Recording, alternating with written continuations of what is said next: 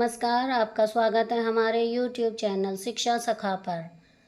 आज मैं आपके लिए लेकर आई हूँ कक्षा 7 सामाजिक विज्ञान कार्य पुस्तिका भूगोल का अध्याय 3।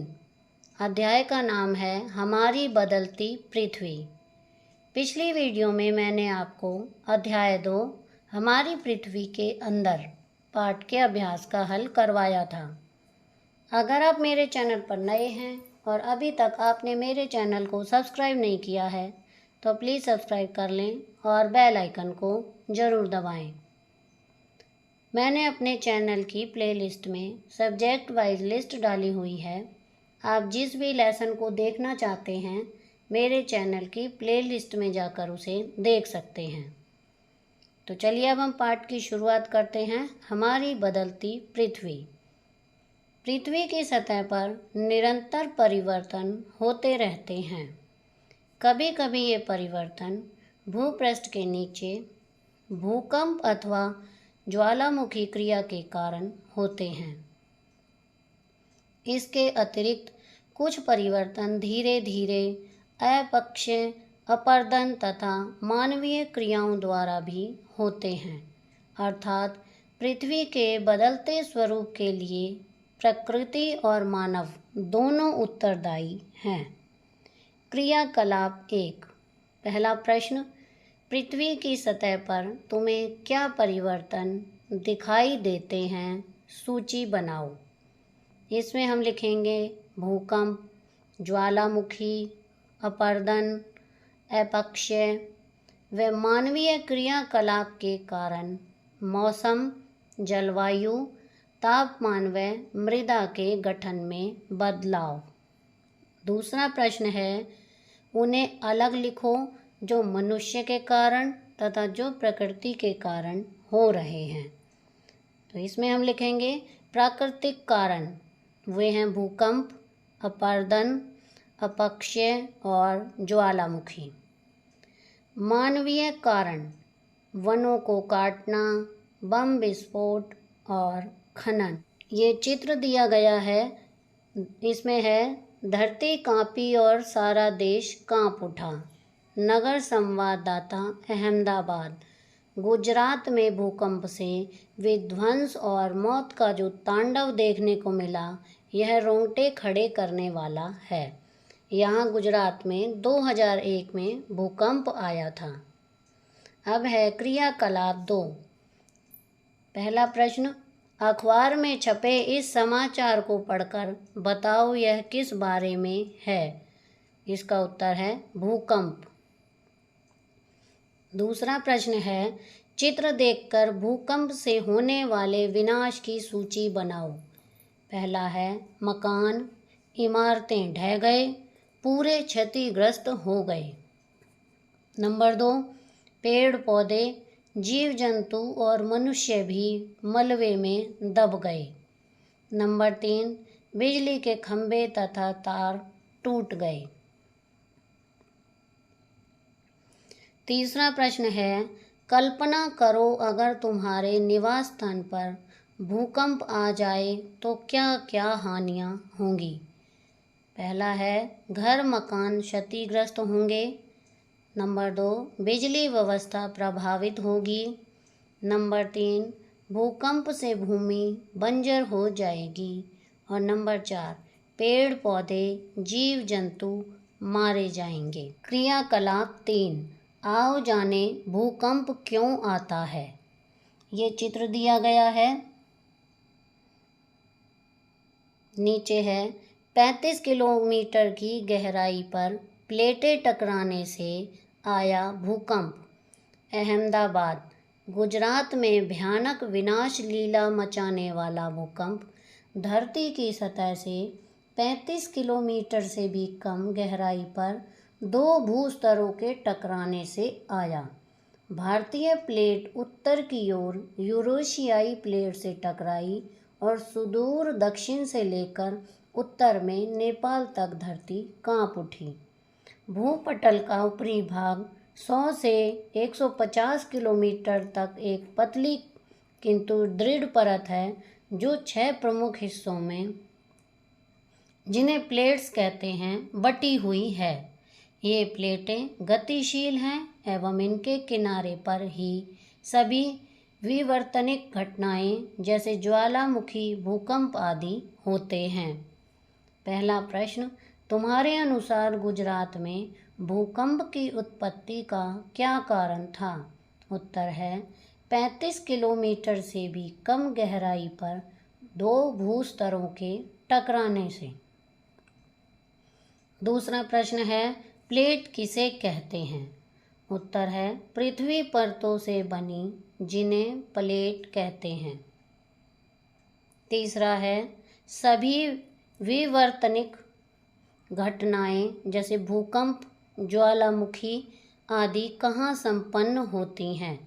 उत्तर है भूपटल का ऊपरी भाग 100 से 150 किलोमीटर तक एक पतली परत है, प्रमुख हिस्सों में बटी हुई है। ये प्लेट गतिशील है। प्रश्न 4, भूकंप आने पर तुम बचाव के लिए कौन कौन से तरीके अपनाओगे? उत्तर है नंबर 1, सुरक्षित स्थान रसोई के काउंटर या मेज के नीचे।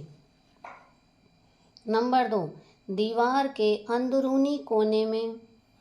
नंबर 3, आग लगने वाले स्थान व चिमनी आदि से दूर रहें। क्रियाकलाप 4, भारत में भूकंप प्रभावित क्षेत्र मानचित्र में दर्शाए गए हैं। इनको ध्यान से पढ़ो और समझो। यहाँ पर ये भारत का मानचित्र है। जो भूकंप प्रभावित क्षेत्र हैं, जो जोन 5 में आते हैं, वो काले रंग के हैं, सबसे ज़्यादा प्रभावित।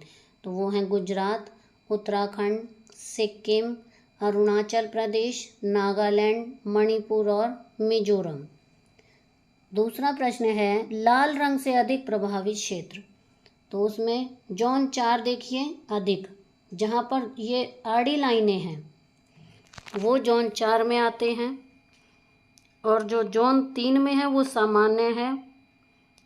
जोन 2 में जहाँ बिंदी बिंदी लगी हुई हैं वो न्यून में आते हैं, और जोन 1 है बिल्कुल न्यूनतम, जिसमें खड़ी लाइनें हैं, वो सबसे कम है।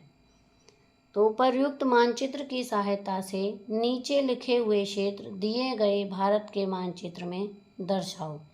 मैंने यहाँ पर आपको ये निशान लगाए हुए हैं, आप इसमें से देखकर इन्हें कर सकते हैं। भूकंप प्रभावित क्षेत्र जो सबसे ज़्यादा प्रभावित होते हैं वो हैं अरुणाचल प्रदेश, नागालैंड, मणिपुर, मिजोरम, त्रिपुरा और गुजरात। आगे है दूसरा प्रश्न, वे कौन कौन से राज्य हैं जो अत्यधिक भूकंप प्रभावित जोन में आते हैं? इसमें हम लिखेंगे गुजरात, हिमाचल प्रदेश, मणिपुर, नागालैंड, जम्मू और कश्मीर। तीसरा प्रश्न है, मानचित्र पर अपना राज्य पहचान कर लिखो कि यह कौन से भूकंप प्रभावित जोन में आता है। इसमें हम लिखेंगे जोन 4 में आता है। क्रियाकलाप 5, हमने भूकंप के बारे में जाना, उसी तरह ज्वालामुखी के संदर्भ में जानकारी दी जा रही है। इसे ध्यान से पढ़ो और समझो। यहाँ पर देखिए, ये समुद्र तल, खाइयाँ, ज्वालामुखी, धरातल, कम घनत्व वाली प्लेट, अधिक घनत्व वाली प्लेट, प्लेट का धसाव, अधिक घनत्व वाली प्लेट कम घनत्व वाली प्लेट के नीचे धंस जाती है, और अधिक गहराइयों पर चट्टानों का अत्यधिक तापमान होने के कारण पिघलना। अब पहला प्रश्न है, इस चित्र को ध्यान से देखकर बताओ कि अधिकांश ज्वालामुखी दो प्लेटों की सीमा पर क्यों पाए जाते हैं। इसका उत्तर है क्योंकि ये प्लेट सीमाएं पृथ्वी की ऊपरी परत में दरार उत्पन्न हेतु कमजोर स्थल उपलब्ध करा देती हैं। दूसरा प्रश्न है, क्या कारण है कि ज्वालामुखी के निकटवर्ती क्षेत्र में भूकंप के झटके महसूस होते हैं? इसका उत्तर है, कई बार ज्वालामुखी की ऊपरी कड़ी में विरोध चट्टानों के अवरोध के कारण लावा बाहर नहीं आ पाता, जिस कारण ऊपर की चट्टानों में कंपन होता है। तीसरा प्रश्न है, विश्व के प्रमुख ज्वालामुखी पर्वतों के नाम पता करो तथा बताओ कि वे किस देश में स्थित हैं। ज्वालामुखी पर्वत और देश का नाम, माउंट एटना ये इटली में है, माउंट रेनियर यह संयुक्त राष्ट्र अमेरिका में है, कैमरून ये पश्चिमी अमेरिका में है, माउंट ताल ये फिलीपींस में है। क्रियाकलाप 6। पहला प्रश्न, चित्र में दर्शाए गए पेड़ पौधे शैलों तथा भवन पर कैसे प्रभाव डालेंगे।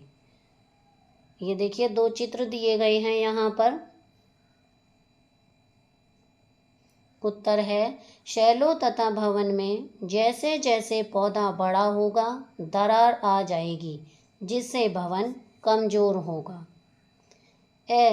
शैलों में पौधों की जड़ें फैलने से क्या परिवर्तन होता है। इसका उत्तर है, शैलों में पौधों की जड़ें चट्टानों शैलों पर दबाव डालती हैं, दरार पैदा होगी, शैल चट्टान टूटती हैं, इनका अपक्षय होता है। इसके द्वारा शैल किस रूप में परिवर्तित होगी। उत्तर है, अपक्षय के कारण अवसादी शैलों का निर्माण होता है। अपक्षय तथा अपर्दन के कारण पृथ्वी की सतह पर पाई जाने वाली भू आकृतियाँ बताओ एवं संभव चित्र बनाओ। उत्तर है, पहला जलप्रपात, दूसरा बाढ़कृत मैदानों में नदी द्वारा बनी स्थलाकृतियाँ, नंबर 3 डेल्टा, नंबर 4 समुद्री तरंगों के कारण, नंबर 5 हिमनद के कारण और पवन के कारण। आप यहाँ पर चित्र पुस्तक में से देखकर बना सकते हैं। दूसरा प्रश्न है, सबसे अधिक अपर्दन पर्वतीय पहाड़ी क्षेत्रों में ही क्यों होता है, चर्चा करके लिखो। उत्तर है, नंबर 1 हिमनद के कारण, नंबर 2 पहाड़ी व ऊंची चट्टानों से सीधी ढलान से, नंबर 3 पानी नीचे गिरने के कारण। तीसरा प्रश्न है, मरुस्थलीय क्षेत्रों में अपर्दन का मुख्य कारण क्या है। उत्तर है, रेगिस्तान में पवन अपर्दन एवं निक्षेपण का प्रमुख कारण है। क्रियाकलाप 7। यहाँ पर ये 2 चित्र दिए गए हैं। नीचे है, नदी ऊंचाई वाले स्थानों पर्वत और पहाड़ से बहकर समुद्र में मिलती है।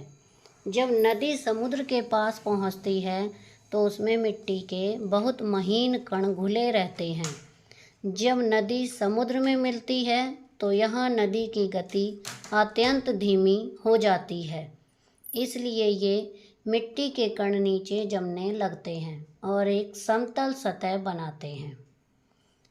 इससे बनी आकृति डेल्टा कहलाती है।